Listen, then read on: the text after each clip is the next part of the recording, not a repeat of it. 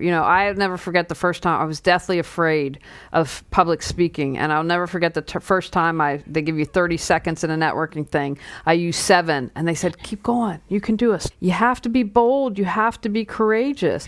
People say, I hate your voice. I get feedback like that all the time. I hate your voice. Don't talk about your cat. Shut up. I'm like, okay. And I just let it roll off, because I'm telling you right now, there's someone who's going to say you suck. There's someone who's going to say your work's stupid. Just expect it. And then, well, what are you doing? Well, let me show me your YouTube channel. How many books have you written? Right. And I feel for you, because it's easier to criticize and be a keyboard warrior than put pen to paper or to make something and create. So be brave. Welcome to Creativity Boost Podcast. Today I have on the show with me an established and accomplished author of 15 books, and her name is Julie. I'm going to give her the opportunity to tell us a bit about herself, but today we are going to be talking about how to unblock your creativity through decluttering. Hi, Julie. Thanks for having me. I'm happy to be here. Yeah. I'm so excited to have this opportunity to talk to you. I've looked forward to this interview for a long time, and here we are. You want to tell us a bit about yourself? Sure. So I'm Julie Caraccio. I'm the owner of Reawaken Your Brilliance, and I have been in business since 2009.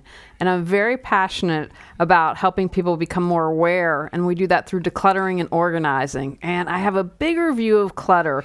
Most people think of just the physical stuff, but my definition of clutter is this. It's anything that prevents you from creating the life and space you choose, deserve, and desire, right? So clutter is the stuff that doesn't matter. You might have clutter in your relationships. You might have an emotional clutter. You might have clutter at the holidays. So it's about clearing all of that clutter so you can focus on what matters most.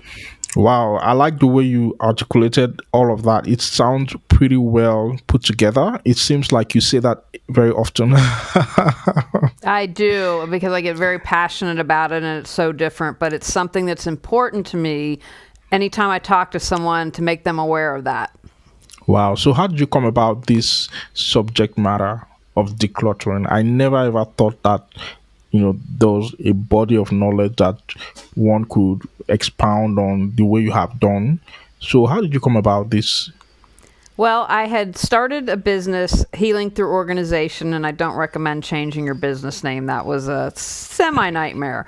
But I had purposefully called it Healing Through Organization because I was in a job. My background was in fund development, so raising money for nonprofit, and it was a crazy job. And I thought, I just don't want to go to another job. But what can I do? And I'm like, I can do organizing. And then in the meantime, I started my business, and then I started doing an internet TV show where I'd interview body, mind, spirit experts, and I'd drive to a studio, and I came up with the name of Reawaken Your Brilliance. And then as I'm doing the show, I went to a client, and she said, can we just talk? And I'm there to declutter and organize our house. And I said, we're the client. We can do whatever you want. And so I usually work in 4-hour blocks when it comes to decluttering a home, and we spent 3 hours talking just about everything going on in her life. And the last hour, we cleared through so much clutter, and that was an aha moment for me. Like, you know what? You need to get certified in coaching. You need to learn a little more here and dig deeper. It's more impactful to clear the clutter, and then once you do that, you can get organized. But the clutter, I found, had the deeper impact. Wow, that's amazing. And I've come to know that you're also a certified life coach. So it's obvious that you work with a lot of people. Now, bringing all of that knowledge and experience, being that you work with people, what do you have to say about the impact of clutter on creativity? I believe, and I know there are people that are arguing with me, but if you clear your clutter, I think your creativity goes through the roof. I look at clutter as being a block. Like, as I mentioned earlier, I want people to think bigger. And so, for instance, a messy desk is not just a messy desk and the physical clutter, but that's the roadblock to writing your novel or doing your painting, right? And to see the bigger picture of it. And so I believe when we clear the clutter from our lives, then we can focus on our creative projects. We can have relationship clutter when someone says, you suck at writing, right? And then you excited and you're like, no, I'm creative. And that clutter then brings you back into your shell, or you stop writing because of what that person said to you. So that's how I want people to think of creativity in that bigger sense and how it relates to clutter. Well, that's a lot, and there's a lot of information there to unpack. Like talking about the messy decks, I definitely know several people who think otherwise. Most of the depiction of creative people that I have seen has been a picture of messy desks, a picture of messy workshops, a picture of messy rooms. Yeah. So, what's the reason for that? Why do people think otherwise than you think? I think they tie in being able to accomplish things with the clutter. And they view that if you remove the clutter, then they're afraid their creativity is going to go out the door. That poof, it's just going to disappear. And I think that's a false assumption, but that's why they stay stuck with the clutter. Amazing. So you feel like even if one is creative with clutter, without clutter, that person could be exponentially more creative. Is that what you think? Absolutely, 100%. And I know everyone won't agree with me, and that's fine. And let's talk. When I say this, the first thing out of people's mouths is Einstein. Einstein was a genius, and he had that desk that was a hot mess. And I say he could have done more. And I'm not discounting all the great things he does, but I believe that he could have done more. You know, everything's energy. So if you have a cluttered desk, a cluttered workspace, then you aren't bringing life. You're not in the flow. You're not in the energetic flow. And that's how I know, at least for me, all my ideas literally come from somewhere else and drop right into my brain and my head.